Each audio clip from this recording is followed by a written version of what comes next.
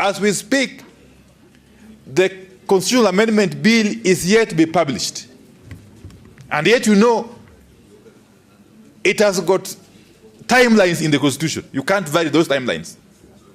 And yet again, we know that two of the statute amendment bills, that is the Leader of Opposition Bill and the Coordination of National Government Amendment Bill, are dependent upon the passage of the Constitutional Amendment Bill. You must understand that you won't be able to touch on the Leader of Official Opposition Bill or the Coordination of National Government Amendment Bill, which is a bill dealing with the office of the Prime Minister, the proposed office of the Prime Minister. So let's understand that. Again, I want to plead with my colleague members that please let's take time and read these bills. We shall endeavor again to post them in our group, the WhatsApp groups, today. We did so earlier on, I think. Please download them and read them.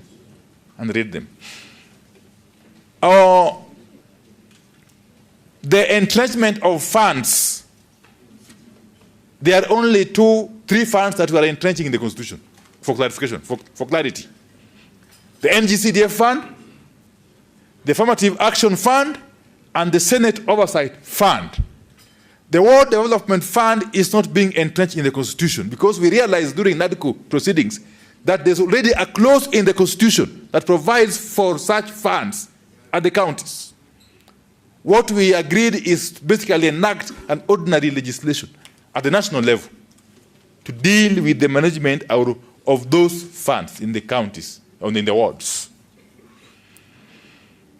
The IBC, I agree on the issue of the political parties amendment bill.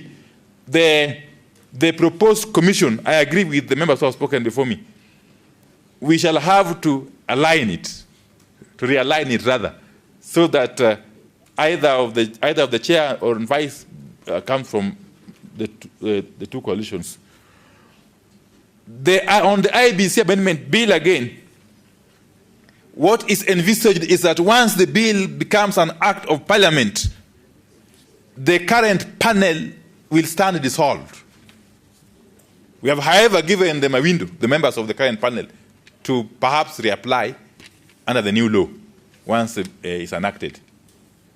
And therefore, there's no issue of continuity. Whoever is in that panel and wishes to be a member of the new panel will have to go through the process as currently captured in the bill. The Honorable Senator Kajwang's bill is a very, very important bill. Because remember, in NADCO, we haggled over the issue of the clamor for new counties, the review of county boundaries, and yet we came to the realization that the Constitution provides, first and foremost, for the establishment of that commission. Okay? That was our recommendation, that let the commission be established under the law for it to do its bit. The opening of the server. You will realize that in the NADCO report, we had agreed to the establishment of a panel of 6 persons to undertake a holistic audit of the 2022 elections, presidential elections. And we went ahead as Azimio to nominate our 3 persons, one of whom is Senator Judy Pareno. Of course, the others are Senator Amos Wako and one Julius Njiraini. The Kenya Kwanza side, again, of course, also did their nomination, albeit too late in the day. They dragged their feet up to the very last minute. All the same, they did their nominations of their 3 panelists. However, this process has been stopped midstream. In fact, even before it took off by a court order, which was issued somewhere in Kiambu, I think. So we are fighting it in court for the order to be lifted, for that panel to be inaugurated, for it to do its work. So the issue of opening servers still remains alive as far as we are concerned. Finally, Not finally. The issue of the bills, again. There is no issue of us starting with political parties and so on and so forth. Let all these bills be progressed. The 4 in the Senate must be progressed. The same way the 3 now remaining in the National Assembly must also be progressed. They must all be prioritized. Because they can be addressed, they can be handled, they can be processed concurrently or simultaneously. The political, and this year Senator Wandayi will have to comment on this, or Senator Sifuna. The definition of parliamentary party, as was ably explained by Senior Counsel Otienda Muli, it was lacking, it was missing in the original NADCO bill. NADCO did not define parliamentary party. The Joint JLAC Committee, in its wisdom, defined it. And that was one of the amendments that we agreed could be introduced in the IBC amendment bill. The definition, however, was limited to basically lifting it from the National Assembly signing orders. That therefore left out the bit of the Senate. My take, and I'll be advised, my take is that as it is currently, we are safe with that definition. However, if there's room to make it uniform, that 5% be applicable both in the Senate and National Assembly, I have no idea. But we are totally opposed.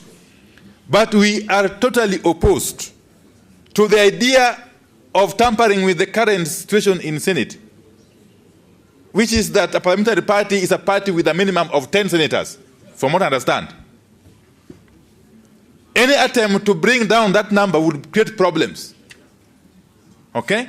It will simply create room for other small parties. Let me call them small. Let me withdraw that. For some parties to want to be recognized as parliamentary parties and then cause us trouble in the manner they are doing in the National Assembly. So I'll leave it to senators. My take is that we are safer not making any further amendment to that bill as it is currently in the Senate. If you have to, please let's consult widely. Finally, the Honorable Dr. Oburu Oginga has spoken very eloquently on the matter of deemed and the registered. I just want to clarify, and you may help me, yes, that it is indeed true. Let Honorable Oburu listen to this, Ndiege. It is indeed true that we replaced the terminology deemed with the registered. But again, what is the implication of being deregistered? The implication is that once you are deregistered by a political party, on whatever ground, you cease to hold the elective position that you currently hold. In other words, once you are registered, you lose your seat. But then there's a caveat. You are given a window to appeal the decision. Under the Constitution, you know, it's everybody's right. But that window is not open-ended. It is 90 days. From the time you are registered by a political party, you have got a maximum of 90 days to go through the appeal process in court.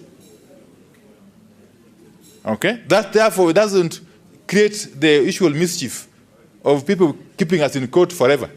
And yet they have been deregistered, they have been deemed as before. Okay? That will help us really address the issue of indiscipline in our political parties. Thank you very much, and most welcome.